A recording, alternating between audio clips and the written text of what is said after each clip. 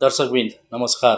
नेपाल निर्माण व्यवसायी महासङ्घ र इन्फ्रास्ट्रक्चर मिडिया पालिको सहकार्यमा तयार पारिएको कार्यक्रम डेभलपमेन्ट भिजनमा यहाँहरूलाई हार्दिक स्वागत छ।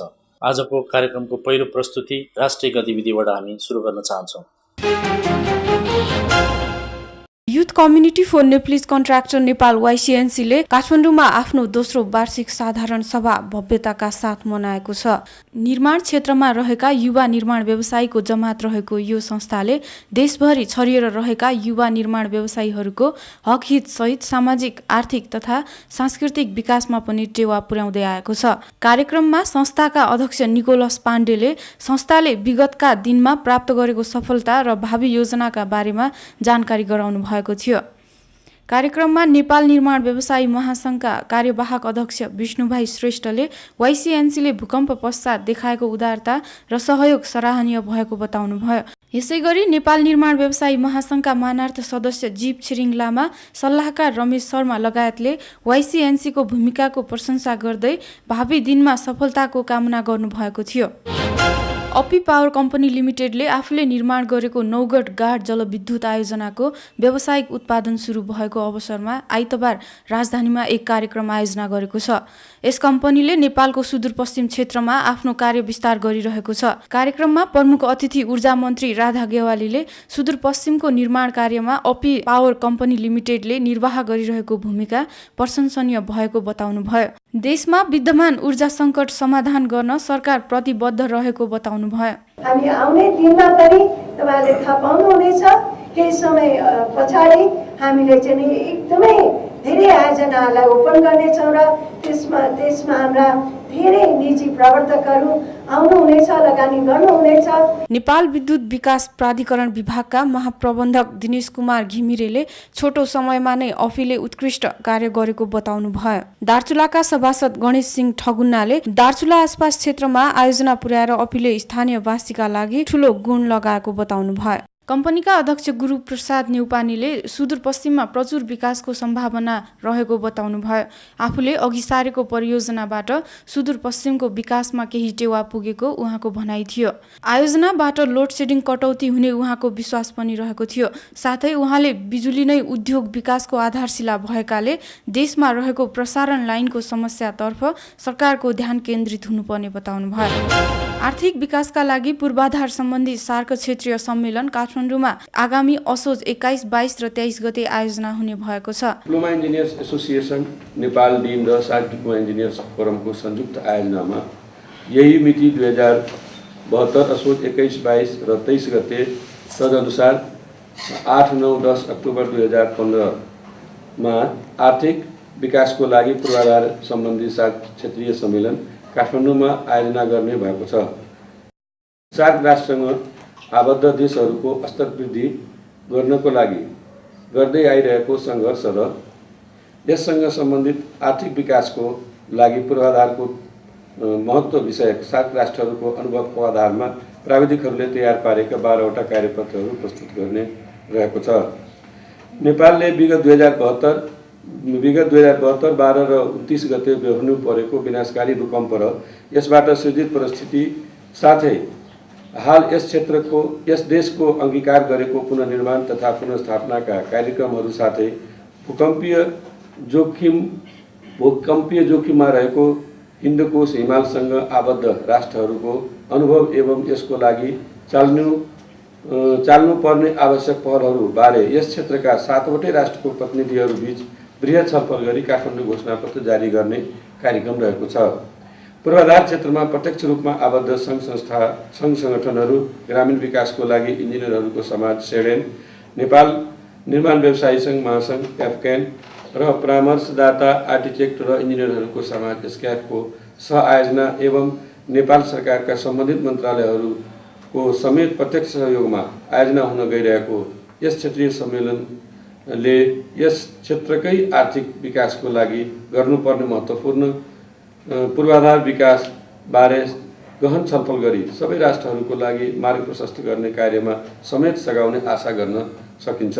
सम्मेलनमा सार्क राष्ट्रसँग आबद्ध देशहरूले स्तर वृद्धि गर्ने सँग सम्बन्धी आर्थिक विकासको लागि पूर्वाधारको महत्त्व विषयक 12वटा कार्यपत्रहरू प्रस्तुत गर्ने योजना रहेको छ। सम्मेलनमा सार्क राष्ट्रका प्रतिनिधिहरूबीच महाभूकम्प र त्यसबाट सृजित परिस्थिति तथा पुनर्निर्माण र पुनर्स्थापनाका लागि बृहत छलफल गरी काठमाडौँ घोषणापत्र जारी गर्ने कार्यक्रम पनि रहेको सोमबार राजधानीमा गरेको पत्रकार सम्मेलनमा जानकारी दियो। पूर्वाधार क्षेत्रमा प्रत्यक्ष रूपमा आबद्ध सङ्घ सङ्गठनहरू, ग्रामीण विकासको लागि इन्जिनियर्सको समाज सेरेडेन, नेपाल निर्माण व्यवसायी महासङ्घ एफक्यान र परामर्शदाता आर्किटेक्ट इन्जिनियर्सहरूको समाज स्क्यापको सहआयोजना तथा नेपाल सरकारको सहयोगमा सम्मेलन गर्न लागि हो। पूर्वाधार विकाससँग सम्बन्धित प्रदर्शनी आयोजना गरिने उक्त सम्मेलनमा करिब 500 जनाको सहभागिता रहने पत्रकार सम्मेलनमा जानकारी दियो। महाभूकम्पका कारण देशको भौतिक संरचनामा व्यापक क्षति भएसँगै पुनर्निर्माण तथा पुनर्स्थापनाका लागि आवश्यक जनशक्तिको पनि अभाव हुन थालेको छ। यस्तो अभाव परिपूर्तिका लागि नेपाल निर्माण व्यवसायी महासङ्घ एफक्यान तथा प्राविधिक व्यावसायिक तालिम शिक्षा परिषद सिटिबिटीको संयुक्त पहलमा दक्ष डकर्मी उत्पादन गर्न ट्रेनिङ अफ ट्रेनर्स टिओटी कार्यक्रम सुरु भएको छ। राष्ट्रसङ्घीय विकास कार्यक्रम युएनडिपीको विशेष सहयोगमा सुरु भएको कार्यक्रमको सोमबार एक समारोहबीच सिटिभिटीको भक्तपुर स्थित सभाकक्षमा उद्घाटन गरियो। कार्यक्रमलाई सम्बोधन गर्दै नेपाल निर्माण व्यवसायी महासङ्घका कार्यवाहक अध्यक्ष विष्णुभाइ श्रेष्ठले कठिन परिस्थितिमा रहेको मुलुकका लागि आवश्यक जनशक्ति तयार गर्न यस्ता कार्यक्रम अत्यन्त प्रभावकारी हुने बताउनुभयो। यहाँ ट्रेनिङ गरेका जुन ट्रेनरहरू छन् तिनले विभिन्न जिल्लामा आवश्यक जिल्लाहरूमा गएर त्यहाँका मेसनहरूलाई चाहिँ मेसन भन्नाले यो डकर्मीहरूलाई तालिम दिने काम गर्छ उनीहरूले। यो ट्रेनिङ लिएका हाम्रा ट्रेनरहरू जिल्लामा गएर राम्रोसँग ट्रेनिङ थुप्रै डकर्मीहरू उत्पादन गर्ने कामहरू गर्छ र हामीले हाम्रा घर राम्ररी बनाउनु भूकम्प रहित भूकम्पबाट नभत्किने खालको अब घर बनाउन सक्छौँ भन्ने हामी आशावादी छौँ। सिटिबिटीका सदस्य सचिव डाक्टर रामहरि लामिछानेले तालिम प्राप्त प्रशिक्षकहरूले आफ्नो कार्यक्षेत्रमा खटिएर उत्कृष्ट कार्य सम्पादन गर्ने विश्वास व्यक्त गर्नुभयो। तपाईहरु चाहिँ अब यो तालिमपछि तपाईहरु ट्रेनर बन्नुहुन्छ। अहिलेसम्म तपाईहरु ट्रेनर हुनुहुन्न, अर्थात् सिटिबिटीको तपाईहरु एम्बेसडर बन्नुहुन्छ राजदूत। र तपाईहरुले 14 वटा भूकम्प प्राइमरीली 14 वटा भूकम्प प्रभावित अति प्रभावित जिल्लामा र बाँकी 61 जिल्लामा पनि अब 14 वटा मात्रै कुरा गरौँ भने अनि बाँकी 61 मा भुइँचालो गयो भने फेरि सोध्ने होइन नि। अब बाँकी 61 मा पनि नयाँ निर्माण अथवा पुनर्निर्माण गर्नुपर्दा यो टेक्नोलोजी ट्रान्सफर हुनु पर्यो। अदरवाइज हामीले अहिले जसरी 7 लाख घरहरू क्षति भए त्योभन्दा ठुलो दुःखद दिन देख्नुपर्ने हुन्छ। त्यसकारण अबको निर्माणमा तपाईहरुको योगदान चाहिँ ठुलो छ। प्रशिक्षकहरूले व्यवहारिक पक्षलाई बढी प्राथमिकता दिने उहाँको विश्वास थियो। नेपाल निर्माण व्यवसायी महासङ्घका उपाध्यक्ष तथा महासङ्घ मातहतको अनुसन्धान तालिमका संयोजक रुद्र शर्माले विपदमा परेको देश र देशवासीका लागि जनचेतना जगाउन यस्ता कार्यक्रम अत्यन्त फलदायी हुने विश्वास व्यक्त गर्नुभयो।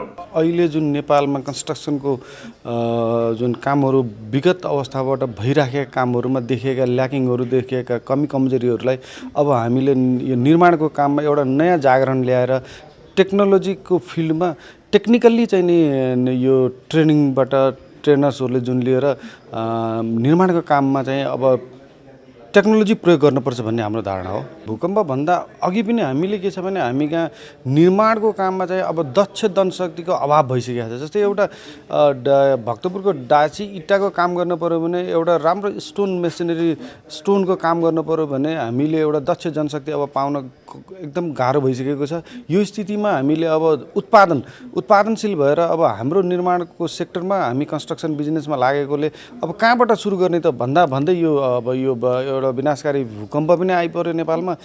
त्यसले गर्दाखेरि अब यो आर्टोलोजीको कामहरू जुन पुरातात्विक हिसाब किताबले मठ मन्दिर भवनहरू जुन छन् तिनको निर्माणको लागि त दक्ष जनशक्ति एकदमै कम भइसकेको छ भने पनि अरू सेक्टरमा पनि हामीले सामान्यतः घर निर्माण गर्दाखेरि एउटा चाहिँ टेक्नोलोजी जसरी एउटा टेक्नोलोजी ट्रान्सफर अहिलेको यति अत्याधुनिक युगमा अब बिना नक्सा नबनाइकन घर बनाउनु हुँदैन। एउटा स्ट्रक्चर इन्जिनियरले स्ट्रक्चर डिजाइन नगरिकन स्ट्रक्चरको काम गर्नुहुन्न भन्ने यो परिवेशमा अब दक्ष निर्माणको कामको लागि दक्ष जनशक्ति पनि चाहिन्छ भन्ने हामीले नेपाल निर्माण व्यवसाय महासङ्घबाट जुन यो के भन्छ हाम्रो 18 वटा समितिमध्ये एउटा समिति जुन यो जनशक्ति उत्पादनको लागि जुन समिति छ त्यसको तहबाट यो अनुसन्धान तथा तालिमको संयोजक कोअर्डिनेटर म भएको हुनाले मैले अनुसन्धान तथा तालिमको व्यवस्थापनको लागि दक्ष जनशक्ति उत्पादन गर्नुपर्छ भन्ने एउटा सोच बनाएर यसरी एफक्यान अघि बढेको। हामीले टेक्नोलोजी फिल्डमा जुन अहिले आजको यो उद्घाटन समारोह जुन हामीले यहाँ चाहिँ दक्ष जनशक्ति म्यासन उत्पादन गर्ने भनेर टटको जुन प्रोग्राम सुरु गऱ्यौँ, यो अघि हाम्रो कोअर्डिनेटर उसले हाम्रो सदस्यज्यूले पनि भन्नुभयो सिटिबिटीको, यो के भनेदेखि यहाँ मात्रै यो 14 जिल्ला मात्रै होइन, 14 जिल्लामा आइपर्यो। अब 14 जिल्ला त चाहियो यो टेक्नोलोजी भनेको 61 जिल्ला मोर अरू 61 डिस्ट्रिक्टमा पनि हामीले कन्टिन्यू गर्ने र यो कन्स्ट्रक्सन सेक्टरमा एउटा टेक्नोलोजी ट्रान्सफर गरेर नयाँ टेक्नोलोजी साथ उत्पादन गरेर नयाँ दक्ष जनशक्तिको चाहिने माध्यमबाट चाहिने अब निर्माणको काम गर्नुपर्छ भन्ने हाम्रो सोच हो। अब यो सुरुवात हो, हाम्रो पहिलो एफक्यानको खुड्को हो। अब हामीले यस्तै चाहिँ अब आज एउटा टिमको भयो, यस्तै गरेर क्रमिक रूपबाट अघि बढ्दै जाने। यसमा अरू फन्डामेन्टल अब हामीलाई सहयोग गर्ने युएनडिपी, सिटिभिटी, एफक्यानदेखि अरू अर्गनाइजेसनहरू पनि धेरैले हात बढाइराख्नु भएको छ। अब हामीले यसलाई अघि बढाएर लैजाने र एकदमै यसलाई अब अघि भनेअनुसार अब भवन निर्माण गर्दाखेरि हाम्रो कन्स्ट्रक्सनको बिजनेसमा पनि यो सर्टिफिकेट नभएको मान्छेले यो कामदारलाई प्रयोग गर्नुपर्छ भन्ने जुन आवाज अब सरकारले निकालेको छ, त्यो आवाजको आधारमा यो ट्रेनिङ बिना अब काम हुन सक्दैन, कन्स्ट्रक्सनको बिजनेस अघि बढ्न सक्दैन भन्ने कुरा चाहिँ जाहेर भएको हुनाले अब यो ट्रेनिङ त एकदम नितान्त आवश्यक छ। महासङ्घका प्राविधिक विज्ञ सल्लाहकार वीरेन्द्र पाण्डेले मुलुकलाई अहिले 40-50 हजार डकर्मीको सङ्ख्या आवश्यक भएकाले यस्ता कार्यक्रम निकै अर्थपूर्ण हुने विश्वास व्यक्त गर्नुभयो। यो बेसिकली हाम्रो यो सिटिभिटी युएनडिपीसँग मिलेर हामीले चाहिँ यो अब यो भूकम्पपछि पुनर्निर्माणको लागि मेसन्सहरू चाहिँ एकदम स्केर्स छ। अब 40-50 हजारजना चाहिँ स्किल म्यान पावर चाहिँ यो रिकन्स्ट्रक्सनमा चाहिन्छ भनेर एस्टिमेटहरू भएको छ। तर के भने हामीसँग त्यो म्यान पावर चाहिँ छैन। त्यो नहुँदा के हुन्छ भन्दाखेरि अहिले पुरानै तरिकाले पुरानै हिसाबले चाहिँ अब नयाँ बन्ने संरचनाहरू पनि बन्छ भनेपछि दे आर स्टिल भल्नरेबल होइन। भनेपछि यसलाई चाहिँ डिजास्टर रेजिलियन्ट कसरी बनाउने र चाहिँ कसरी यसलाई चाहिँ पहिलाको भन्दा बेटर गर्ने भन्दाखेरि त्यो चाहिँ अब स्किल म्यान पावरको हातमा भर पर्छ। भनेपछि हामीले चाहिँ डिफ्रेन्ट अर्गनाइजेसनसँग मिलेर चाहिँ अब यो स्किल इम्पार्ट गर्ने काम गर्ने हो। अब यो त हाम्रो सर्ट अब 1 विक 2 विकको कोर्स हुन्छ होइन। भनेपछि एक्जिस्टिङ म्यान पावरलाई यो अर्थक्वेक रेजिलियन्ट एलिमेन्ट्सहरू त्यसको टेक्नोलोजीको बारेमा अवेर गराउने र यसरी गर्नुपर्छ, पहिला पुरानो भन्दा बेटर हुन्छ भन्ने हिसाबले त्यसरी गर्छौँ। र अब के भने यो बेसिकली फोकस चाहिँ हाम्रो डिजास्टर र त्यसमा पनि स्पेसिफिकली अर्थक्वेकसँग चाहिँ रिलेटेड हुन्छ कुरा। यो त अलि टिओटी हो, ट्रेनर्सहरू हामीले उत्पादन गर्न खोजिरहेका छौँ। उहाँहरूले चाहिँ गएर फिल्डमा गएर मेसिनहरूलाई ट्रेन गर्नुहुन्छ र त्यो मेसिनहरू चाहिँ अब देशको लागि एउटा चाहिँ सम्पत्ति जस्तै अब 7 लाख अर्बत क्या छ भनेपछि हरेक ठाउँमा गएर उहाँहरूले चाहिँ त्यो आफ्नो स्किलहरू युज गर्नुहुन्छ। अब हामी जहिले पनि यो मल्टी हेजार्ड रेजिलियन्ट सोसाइटी त्यो अनुसारको कन्स्ट्रक्सन हामीले गर्नुपर्छ। नेपाल चाहिँ अब धेरै किसिमको जोखिमहरूले भरिएको मुलुक हो, अर्थक्वेक त्यसमा मेजर हो होइन। भनेपछि हामीले चाहिँ अब त्यो अनुसारले हाम्रो कन्स्ट्रक्सन प्र्याक्टिसेसहरू हाम्रो नलेजहरूलाई चाहिँ त्यसरी नै बिल्डअप गर्दै लाने र अब अरू देशको अनुभवहरू पनि लिएर हामीले पहिला जस्तै हामीले निर्माण गऱ्यौँ त्योभन्दा पनि अझ बेटर र रेजिलियन्ट वेमा चाहिँ हामीले डेभलप गर्नुपर्छ। त्यसको लागि सबैको सहयोग साथ जरुरी पर्छ। सिटिभिटीका तालिम महाशाखा प्रमुख महेश भट्टराईले देशका अन्य क्षेत्रमा पनि यस्ता कार्यक्रम सञ्चालन गरिने जानकारी दिनुभयो। युएनडिपीका विपद व्यवस्थापन विभागका निर्देशक कृष्णराज काफ्लेले महाभूकम्प पछिको अवस्थालाई अवसरको रूपमा लिएर सबै पक्षले इमान्दारिताका साथ कार्य गर्नुपर्ने बताउनुभयो। अहिलेको जुन भूकम्प आयो वैशाख 12 गते, त्यस पश्चात देशले भोगेको यो विपदलाई अब कसरी अवसरको रूपमा परिणत गर्ने भन्ने सन्दर्भमा विकासलाई अलिकति दिगो रूपमा अगाडि बढाउन सक्यौँ भने यस्ता खालका ठुला मेगा डिसास्टर अथवा विपदहरूले हाम्रा विकास र विभिन्न खालका धनजनको क्षतिलाई चाहिँ यो यतिको हदसम्म चाहिँ असर गर्न नसकोस् भन्ने प्रयासहरू चाहिँ अहिले विभिन्न क्षेत्रबाट चाहिँ भइरहेको छ। 5 दिनसम्म चल्ने तालिममा 20 जना इन्जिनियरहरूको सहभागिता रहेको छ।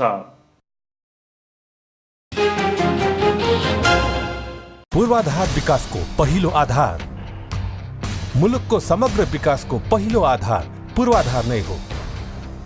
तसर्थ पूर्वाधार निर्माणका लागि त्यससँग सम्बन्धित सबै पक्षहरू उत्तरदायी, जवाफदेही र पारदर्शी हुन जरुरी छ।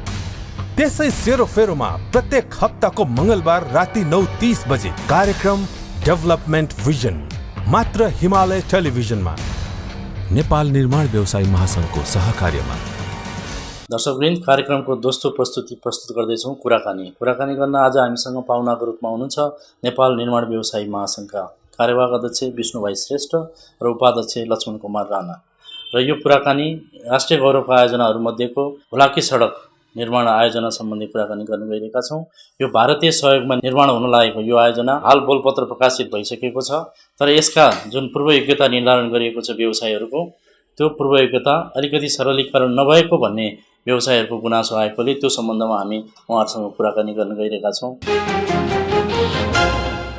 टेन्डर निकाल्दाखेरि जुन क्राइटेरिया चाहिने हो, नेपाली निर्माण व्यवसायीहरूलाई जस्तो क्राइटेरिया आवश्यक छ, जसरी नेपाली निर्माण तयार हुन्छ त्यो अनुसार निकालिदिनुहोस्। तपाईँले निकाल्नु भएको टेन्डरमा यो क्राइटेरियामा यो मिट हुने नेपाली निर्माण व्यवसायीहरू थोरै मात्र, बिरलै मात्र छ, भनौँ 4-5 जना बढी छैन।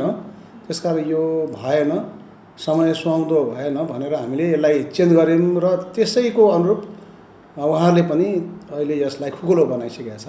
त्यो जुनसुकै देशको निर्माण व्यवसाय आएर नेपालमा गरे पनि वास्तवमा काम गर्ने भनेको नेपालको निर्माण व्यवसायीहरू नै हुनेछन्। र हाम्रो नेपालमा विदेशीहरूलाई ल्याएर आज पनि जति पनि योजनाहरू गरेका छ त्यो सबैमा नेपाली कन्ट्र्याक्टरहरूले नै गरेको अवस्था छ। र हामीले पटक पटक सरकारले भनेको छौँ कि नेपालमा थोरै जुन हामीले गर्नै नसक्ने 2-4वटा प्रोजेक्ट बाहेक अब नेपालमा विदेशी कम्पनीहरू चाहिँदैन। बट्टाबट विदेशी कम्पनीहरूले नेपालमा काम नगर्दै छोड्दै गएको अवस्था छ भनेर हामीले बेला बेलामा नेपाल सरकारलाई सम्झाउने र बुझाउने गरेका छौँ। यो हुलाकी राजमार्गमा अहिले आएको टेन्डरमा यदि यही क्राइटेरियालाई संशोधन नगरिकन गरेको भए यसमा करिब 5-6 जनाभन्दा नेपाली कन्ट्र्याक्ट क्वालिफाइड हुँदैन थिए र थोरैले मात्रै गर्ने भएको हुनाले हामीले यही विषय लिएर महासङ्घले मन्त्रीलाई भेटेको, मन्त्रीज्यूलाई अनि सचिवज्यूलाई भेटेर यो कुराहरू बुझाएको कारणले अहिले चाहिँ जुन क्राइटेरिया संशोधन भएर आएको छ यसबाट निश्चय नै अधिक से अधिक निर्माण व्यवसायीहरूले भाग लिन पाउनेछन्। अब यो चाहिँ पहिलेदेखि नै यो भारत सरकारले फन्डिङ गर्ने हो। अहिले पनि हाम्रो नेपाल सरकारसँग उसको उसले काम हामीले गरे पनि आखिर अहिले यसको पेमेन्ट चाहिँ इन्डियाबाटै हुन्छ, भारतबाटै हुन्छ र हामीले बिल जब हामीले बुझाउँछौँ जान्छ त्यो काम गरेको प्रगति अनुसार उसले पैसा पठाउने गर्छ। अब यो ठाउँ भनेको अलि रिस्की ठाउँ नै हो, तराई बेल्ट भनेकै नै, किनभने त्यहाँ अब इन्डियाको ज्यादा यहाँ प्रभाव फैलिएको ठाउँहरू भएको हुनाले काम गर्नु त अत्यन्त गाह्रो नै छ। गाह्रो मात्रै होइन, त्यहाँ गिटी, बालुवा, ढुङ्गा इत्यादि पनि नपाउने अवस्था पनि आउन सक्छ। र यो जुन हिसाबले नेपाल सरकारले सोचेको त्यो हिसाबले सति सहिलो काम चाहिँ होइन। यो भारतीय निर्माण व्यवसायीले यो टेन्डर बिड गर्दाखेरि जुन दर रेट हालेर बिड गरेको थियो त्यो दर रेटमा त कुनै पनि हालतमा काम गर्न सक्ने अवस्था छँदै थिएन र उनीहरूले ट्राई नगरे होइन। नेपाली निर्माण व्यवसायीहरूलाई विभिन्न क्षेत्रमा सब कन्ट्र्याक्टमा राख्न ट्राई गरेका थिए। त्यो दर रेट देख्दाखेरि कसैले पनि आँट गर्न सकेन र जति आँट गरेर गएका थिए तिनले पनि त्यो काम गर्दा गर्दै पेमेन्ट सिस्टम ढिला भएको कारणले र त्यसको दर रेट पनि कम भएको कारणले कुनै पनि बिचमा सबैले छोडेर गएको कारणले उनीहरू फेलियर भए र फेलियर भएपछि उनीहरू यहाँ टेन्डर छोडेर भागे। अब यो कमजोरी पक्ष भनेको सर्वत्र छ। अहिले नेपाल निर्माण व्यवसाय विद्यमान यो चुनौती नै हो यो कि लो बिडिङ। हामी नेपाल निर्माण व्यवसायी महासङ्घ जहिले पनि हाम्रा साथीहरूलाई भन्ने गर्छौँ कि लो बिड नगर्नुहोस्, क्वालिटीमा काम गरौँ, रेटमा काम लिउँ, राम्रो रेटमा र काम पनि राम्रै गरौँ। हामीले आफूले लिएको काम सफलतम हिसाबले काम गरेर देखाउँ, क्वालिटीमा समयमा काम गरेर देखाउँ भन्ने जहिले पनि निर्माण व्यवसायी महासङ्घले यही धारणा लिएर सधैँ सम्झाउने, बुझाउने र नेपाल सरकारलाई पनि बेला बेलामा सचेत गराउने, जगजगाउने काम गरिरहेकै छ। हुलाकी राजमार्गको जति अहिलेको टेन्डर भइरहेको छ यो खास नेपालको अब पूर्व पश्चिमको राजमार्ग 1440 किलोमिटर हो खास पहिला अवधारणा। यसमा पहिला इन्डियनले चाहिँ डाइरेक्ट दिल्लीबाट टेन्डर गरेर उयो इन्डियनले काम गर्नु खोजेको थियो, उहाँहरूले काम गर्न नसकेर जानुभयो। अब अवधारणा काम निकाल्नु भएको छ, त्यो चाहिँ राम्रो कुरा हो। काम चाहिँ अब चाँडै विकास गर्नुपर्छ, हामी नेपालीले नै काम गर्नुपर्छ। त्यसमा इन्डियनले पैसा दिएको भएमा पनि, तर यसमा अलिक क्राइटेरिया कस्तो अलिकति टाइट राखिदिएको छ। त्यसमा अलिकति जति धेरैभन्दा धेरै साथीहरूलाई समेट्नको लागि केही नै पनि अब 100-200 साथीलाई समेट्नको लागि त अलिकति क्राइटेरिया अलिकति चाहिँ सरलीकरण अब क्राइटेरिया गरिदिनको लागि चाहिँ हामी अनुरोध गरेका छौँ। त्यसको लागि हामी निर्माण व्यवसाय महासङ्घमा एकदम पहल पनि गरिरहेका छौँ। अब त्यो बिटुमिन्स वर्क भनेर पहिला चाहिँ उहाँले एउटा प्याकेजमा राखिदिनु भएको थियो, पछि चाहिँ फेरि 2-3टा क्राइटेरिया उहाँले चाहिँ त्यो थप्नुभयो। त्यसमा झन् पछि त्यो डिबिएसटी असफल मात्रै गरेको भन्नुभयो। त्यो डिबिएसटी असफल गर्ने भनेको नेपालमा जम्मा 5,000 मात्रै छ। 5,000 मात्रै साथीहरूले त्यो 950 किलोमिटर काम गर्न सक्नु हुँदैन। त्यसले गर्दा त्यसमा अलिक सहजीकरण गर्नको लागि हामीले अनुरोध गरेको छौँ। अब त्यसमा चाहिँ पहल भइरहेको छ। अब त्यसमा चाहिँ मध्यपाडी के अरे त्यो हुलाकी मार्गबाट नै हामी पहल गरिरहेका छौँ। अब हामीले चाहिँ यसमा चाहिँ यो पहिला पनि यो हुलाकीको टेन्डर भएर इन्डियाबाट काम टेन्डर भएको थियो, पछि काम गर्न नसकेर उहाँहरू चाहिँ फिर्ता आउनुभयो। अब अहिले नेपालले नै काम गर्ने त्यो अब यो लगभग 1440 किलोमिटर छ हुलाकी राजमार्ग। यो चाहिँ बाटो बन्यो भने नेपाल भारत दुईटैले फाइदा हुने किसिमको चाहिँ अब यो सडक हो। यसले गर्दा इन्डियाले चाहिँ यो चाहिँ सहयोग दिला भने अब हामीले चाहिँ एकदम भरमग्दो पूर्ण आशा नै गरेका छौँ। किनकि योभन्दा पहिला हामीले एक्जिमको कामहरू गरेका थियौँ। यो जस्तै साफे मङ्गलसेन, यो रोल्पा, प्युठान, दाङतिर उता सुर्खेततिर पैसा आएकै थियो। त्यो बेला पनि एक्जिमले सहयोग गरेको थियो। यो पनि पैसा आउँछ भन्नेमा हामी एकदम आशावादी र ढुक्क छौँ। सायद अब यो टेन्डर अब यो गराउँदै भर्खर टेन्डर निस्किएको छ। अब यो म्याद पनि थप भइरहेको छ। सायद अब कागजी प्रोसेसहरू हुन्छ होला र यसमा चाहिँ पैसा आउँछ भन्नेमा हामी ढुक्क छौँ। अब पैसा त चाहिँ जुन अब सडक विभागले जुन हामीले टेन्डर उहाँहरूले गराउनुहुन्छ, यो सडक विभागको लागि उचित हामीले त्यहाँ पनि सोध्छौँ। यो पैसा आएको आएन, बजेट चाहिँ तपाईँले नआउँदै कसरी टेन्डर गर्नुभयो भनेर सायद उहाँहरूले पनि एकदम विश्वस्त भएर नै टेन्डर खोल्नु भएको होला। सायद अब यसमा हाम्रो चाहिँ अलि यो संविधान बन्ने अरू कारणले गर्दा सायद त्यतातिर हेर्न नभएको हो कि माथिबाट। हामी यसको लागि हामी चाहिँ सम्बन्धित हाम्रो विभागीय मन्त्रीकोमा जान्छौँ, सचिवज्यूकोमा, सबलाई भेटेर हामी के भएर त्यसबारे जानकारी गरेर यसमा पूर्ण बजेट आएपछि मात्रै अब टेन्डर गर्न चाहिँ सरकारसँग हामी चाहिँ अनुरोध गर्छौँ। सरकारी निकायले चाहिँ अब उहाँले पनि पैसा नआएर त्यसरी टेन्डर त गर्नु हुँदैन। किनभने अब यत्रो विकास निर्माण काम यत्रो अब यो अरबौँको बजेट छ। तपाईँको अहिले पनि अब 950 किलोमिटरको चाहिँ टेन्डर खोल्ने भनिरहेको छ। अहिले नै तपाईँको यहाँ 3-4 अरबको टेन्डर निस्किसकेको छ होइन। फेरि अरू निस्किँदैछ। लगभग तपाईँको सुरुमा चाहिँ 2 प्याकेज निस्केको थियो, त्यसपछि 7 प्याकेज भयो, 9 प्याकेज भयो। अस्ति पछि पनि फेरि 7 प्याकेज कति भएको छ। अब यहाँ टेन्डर अहिले तपाईँको लगभग 20-22 प्याकेज भइसक्यो भने त पैसा नआउने भयो। त्यसै चाहिँ उहाँले पनि निकाल्नु हुन्थेन होला। सायद पैसा आउँछ के कागजी प्रोसेस बाँकी छ होला साइन गर्नलाई। त्यो चाहिँ हामी अब एकचोटि महासङ्घबाट हामी त्यसको लागि पहल गर्छौँ बजेट ल्याउनलाई। अब यो चाहिँ चाँडोभन्दा चाँडो चाहिँ यो हुलाकी मार्ग बन्नुपर्छ भन्ने हाम्रो अवधारणा हो। तपाईँको यो रेलवे हुलाकी मार्गसँगै बन्यो भने देशको विकासको लागि एकदम यो पनि एउटा मेरुदण्ड काम गर्छ यो इन्डिया र नेपालकै बिचमा। र हुलाकी मार्गमा त्यो अब हामीले मध्यम वर्गीय साथीहरूलाई पनि समेट्न खोजेको छौँ र चाँडोभन्दा चाँडो यसको टेन्डर पनि होस्। र अब 20, 30, 40, 50 यो क्राइटेरिया अनुसार त्यति करोडको टेन्डर भयो भने सबै साथीहरू समेट्ने हुन्छ, काम पनि हुन्छ, विकास पनि हुन्छ भन्नेमा हामी आशावादी छौँ। पूर्वाधार विकासको पहिलो आधार, मुलुकको समग्र विकासको पहिलो आधार पूर्वाधार नै हो। तसर्थ पूर्वाधार निर्माणका लागि त्यससँग सम्बन्धित सबै पक्षहरू उत्तरदायी, जवाफदेही र पारदर्शी हुन जरुरी छ। त्यसै सेरोफेरोमा प्रत्येक हप्ताको मंगलबार राति 9:30 बजे कार्यक्रम डेभलपमेन्ट भिजन मात्र हिमालय टेलिभिजनमा, नेपाल निर्माण व्यवसायी महासङ्घको सहकार्यमा। अन्तमा आजको कार्यक्रम कस्तो लाग्यो? तपाईहरूको सुझाव र प्रतिक्रियाको अपेक्षासहित कार्यक्रम निर्माणमा सहयोगी साथीहरूका साथ म रामशरण देउजा पनि बिदा चाहन्छु। नमस्कार।